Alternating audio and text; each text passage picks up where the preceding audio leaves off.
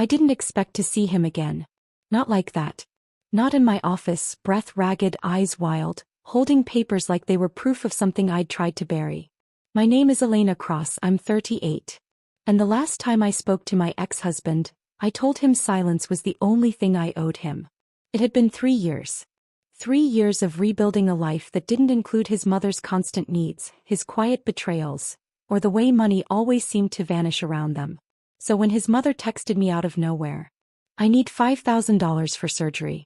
It's urgent." I didn't ask questions. I didn't call. I didn't hesitate. I transferred $50,000. Clean. Immediate. No message attached. Even I didn't fully understand why.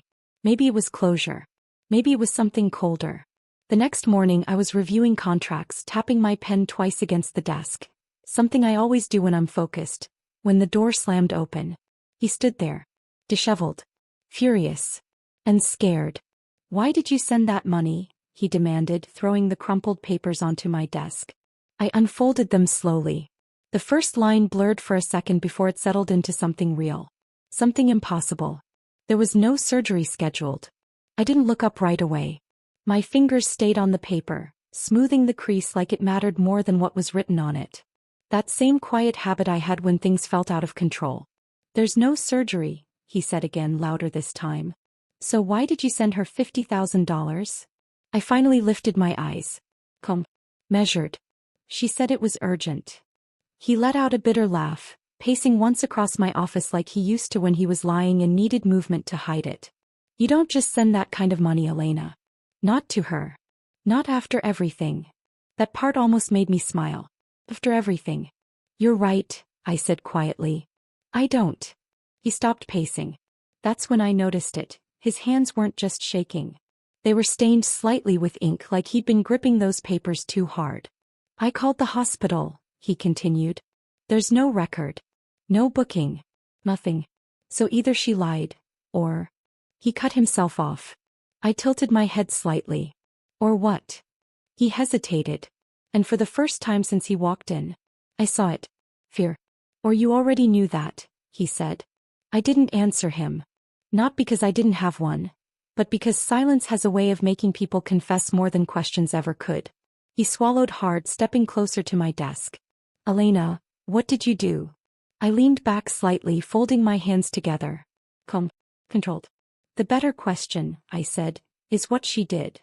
His jaw tightened instantly. "Don't do that," he snapped. "Don't twist this into something else. She asked for help. For the 5th time in 2 years?" I cut in softly. That stopped him. I watched his expression shift just for a second. Recognition. Then denial. "She was sick before," he muttered. "You know that." "Yes," I said. "And every time there were documents, appointments, names of doctors." I tapped the paper in front of me. This time, nothing. The room went quiet. Too quiet. Then I reached for my drawer, sliding it open slowly. Inside, neatly arranged, were printed statements. Transfers. Dates. Patterns. I placed them on the desk between us. "Look closer," I said. He didn't move at first. Then reluctantly he picked them up. His eyes scanned the numbers. And that's when his breathing changed. Because every payment led back to him. He dropped the papers like they burned. No. That's not what it looks like." But his voice didn't match his words. I stayed still, watching him unravel piece by piece. "It's exactly what it looks like," I said quietly. "Every emergency. Every surgery. Every transfer I ever made circled back to your accounts." He ran a hand through his hair, pacing again, faster this time. "You don't understand how things were after the divorce," he said. "I had debts. Pressure. She said she'd handle it. So you let her use me." The words landed flat. Not angry. Just true. He stopped. "I was going to pay it back," he added quickly, like that fixed something. "I just needed time." I almost laughed, but it came out as a breath. "You had 3 years." Silence pressed in between us again. Then he looked up, something sharper in his eyes now. But this time, "I didn't ask her to do it," he said. "I swear, Elena. I didn't know she was going to message you again." That made me tilt my head slightly. "Interesting. Then why?" I asked softly. Did you come here so fast? He froze. Just for a second. And that was enough. His mouth opened then closed again. Wrong answer. Wrong timing. Wrong man. She told me after, he said finally, but even he didn't sound convinced. I tapped my pen twice against the desk. A habit. A rhythm. A signal to myself that everything was moving exactly where it needed to. No, I said quietly. You came here because something went wrong. His eyes flickered. There's always a delay, I continued. A few hours, sometimes a day. Enough time for the money to move. To disappear. I leaned forward slightly. But this time, it didn't. That landed. Hard. He stared at me like he was seeing me for the first time. What did you do? He whispered. I didn't smile. I didn't need to. I didn't send money, I said. I sent a marker. His confusion twisted into something darker. A flagged transfer, I explained calmly. Large amount. Direct. Traceable. It doesn't just move quietly, it gets watched. The room felt smaller now. Tighter. And when I saw your name connected again, I added softly, I made one call. His face drained of color. To who? He asked. I met his eyes, steady and cold. The kind of people, I said, you can't talk your way out of. He stepped back like the floor had shifted under him. Elena, you didn't.